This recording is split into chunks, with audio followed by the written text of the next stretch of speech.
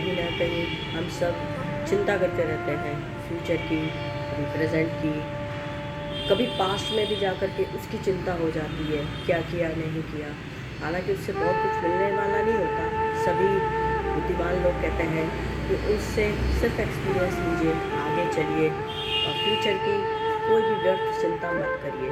चिंता क्या करते हैं हम, जो नहीं घटित हुआ है उसके बारे में भी सोच सोच के उसको इतना बड़ा बना लेते हैं कि वो हमारे प्रेजेंट को खा जाता है, हमारी खुशियाँ खा जाता है। हमें अभी कुछ ऐसा काम करना है, हमें होश ही नहीं रहता है, हम फ्यूचर की बस चिंता कर रहे होते हैं, ये मिलेगा कि नहीं, होगा कि नहीं। इसको फिर से एक और स्टोरी से बताते हैं।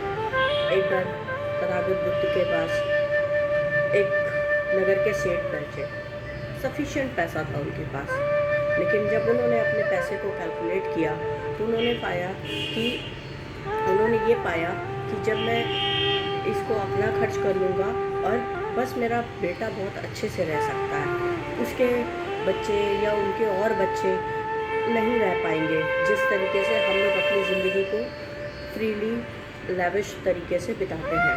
अब हो गई उनको चिंता कि कैसे धन जोड़ा जाए, कैसे जल्दी जल्दी कमाया जाए, क्योंकि एक एज हो चुकी थी, समय हो चुका था। लेकिन उतना धन सफिशिएंट था उनके लिए, तो बहुत ही सफिशिएंट था, उन्होंने बच्चे तक के लिए जोड़ लिया। लेकिन अब जो चिंता हो गई तो वो चीज़ छोटी लगने लगी। अब खाना पीना परेशान छूट गया, परेशानी में रहने लगे, कैसे होगा, क्या होगा, उसके बच्चे किस तरीके से जिएंगे, फलाना फलाना विचार आने लगे। अब ये जो विचार थे उनका खाना पीना छीन लिए, उनको कहीं चैन से बैठने नहीं देते। तो उन्होंने सोचा कि चलते हैं बुद्ध के पास, कहीं ना कहीं कोई रास्ता मिलेगा। बुद्ध के पास पहुँचे, बोले मुझे जल्दी से जल्दी पैसा कमाने का कोई एक उपाय बताइए, आपके पास तो कुछ ना कुछ होगा। मैं बहुत सारा धन इकट्ठा करके जाना चाहता हूँ अपने पोतों के लिए, उनके परपोतों के लिए, मुझे बहुत चिंता हो रही है। बुद्धा मुस्कुराए और उन्होंने कहा अच्छा ठीक है, हो जाएगा तुम्हारा काम, उसके लिए कल आना। लेकिन एक काम करो, कल आने से पहले शहर के बाहर एक झोपड़ी है, वहाँ जाना और एक दिन का खाना उनको दे करके आना। वो जब काम कर लो तब मेरे पास आना, तब मैं तुम्हें उपाय दूंगा जल्दी जल्दी पैसा कमाने का। सेठ बड़ा खुश हुआ, रात में अच्छे से खाया, अच्छे से सोया। दूसरे दिन सुबह अर्ली मॉर्निंग पहुँच गया वहाँ पे उस झोपड़ी में। जब झोपड़ी में पहुंचा, देखा एक बूढ़ी सी महिला ध्यान में है, दूसरी जो उसकी बहू थी वो खाना बना रही है। तो सेठ ने बुलाया और बोला कि ये लो आज का राशन, एक दिन का राशन बोला गया है मुझे देने के लिए। उसने बोला हमें ज़रूरत नहीं है, हम एक ही दिन का रखते हैं, कल प्रभु देगा, मुझे चाहिए ही नहीं। सेठ को बात तुरंत समझ में आ गई थी कि ये लोग इतने सेटिस्फाइड हैं कि एक दिन एक्स्ट्रा खाना भी रखने को तैयार नहीं है, इनको पूरा भरोसा है कि कल का खाना आ जाएगा, तो जानबूझ के बुद्ध ने मुझे यहाँ भेजा है।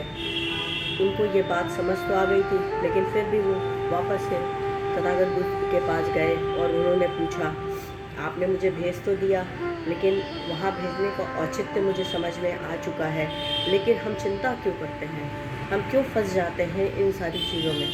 तो बुद्ध ने सिर्फ यही बोला कि जब हम अपने विचार, अपनी कल्पना शक्ति उन चीज़ों तक ले जाते हैं जिसका कोई औचित्य नहीं है, वो होगी भी नहीं, पता नहीं, कुछ ऐसा घटित नहीं होगा, या हम सोच के उसको घटित कर लेंगे, हमें नहीं मालूम, लेकिन हम ये सोच के ज़रूर चिंता में चले जाते हैं और अपना प्रेजेंट भी ख़त्म कर देते हैं। तो सोचना यही है कि जो तुम्हारे पास है वो पर्याप्त है। तुम्हारे पास अभी तुम्हारे और तुम्हारे बच्चे के लिए धन है जैसा तुमने बोला, लेकिन तुम्हें चिंता हो गई उसके परपोतों की, वो आएंगे, अपना कमाएंगे, अपना खाएंगे। तुम सिर्फ आज और अपने जाने तक की व्यवस्था रखो, अपनी चीज़ें करो, प्रभु का गुणगान गाओ, धन बांट सकते हो बांटो, लोगों में खुशियाँ दो। यही शांत रहने का और व्यर्थ की चिंता छोड़ने का सिर्फ एकमात्र उपाय है। दोस्तों, अगर आपको स्टोरी पसंद आती है तो ज़रूर लाइक और शेयर करिएगा। ये हम सब में किसी न किसी इंसान का इस तरीके का माइंडसेट ज़रूर होता है। पता सबको है कि कोई भी अपने साथ कुछ नहीं ले जा पाएगा, लेकिन जोड़ते जाएंगे फ्यूचर के लिए जोड़ना बहुत अच्छी बात है, लेकिन उतना जितना आपको चाहिए। आप उससे भी ज़्यादा करते हैं और ज़्यादातर यही होता है, लोग छोड़ जाते हैं दूसरे के लिए। तो सोचिए, समझिए और आज की ज़िंदगी शांतिपूर्वक निकालिए और देखिए क्या होता है, क्या नहीं होता है। ज़िंदगी में खुश रहने के ये छोटे छोटे मूल मंत्र हैं। हमें अपना सिर्फ माइंडसेट बदलना है।